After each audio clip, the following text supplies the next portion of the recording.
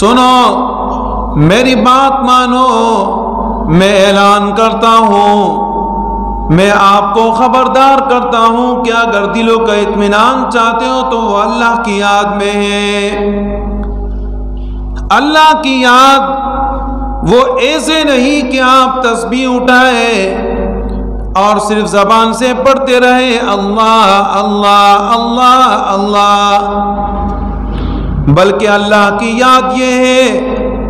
کہ آپ کا اٹھنا بھی قرآن سنت کے مطابق، آپ کی چلن پھرن بھی قرآن سنت کے مطابق، آپ کا کمانا بھی قرآن سنت کے مطابق، آپ کا خرچ کرنا بھی قرآن سنت کے مطابق، آپ کا لوگوں کے ساتھ تعلق اور برتاؤ بھی قرآن سنت کے مطابق، آپ کی دن کی زندگی، آپ کی رات کی زندگی، آپ کی علیحدگی کی زندگی، آپ کی اجتماعی زندگی، ہر وقت آپ اللہ کے احکام کی طرف دیکھیں، نبی اکرم صلی اللہ علیہ وسلم کے طریقوں کو دیکھیں۔ یہ ہے اللہ کی یاد، یہ ہے اللہ کا ذکر۔ ایسا نہیں ہوتا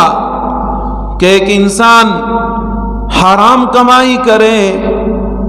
گناہ کرے، شراب پیے، زنا کرے اور صرف مسجد میں آ کے نماز پڑھے یا ہاتھ میں تسبیح لے کے گھومتا رہے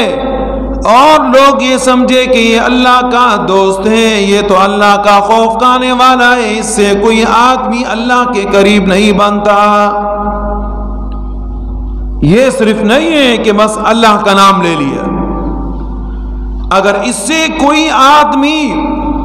اللہ کے قریب بنتا تو سب سے بڑے یہ بھکاری اللہ کے قریب ہوتے۔ آپ نے ہمارے علاقوں کی بھکاری تو دیکھے ہوں گے، نماز نہیں، روزہ نہیں،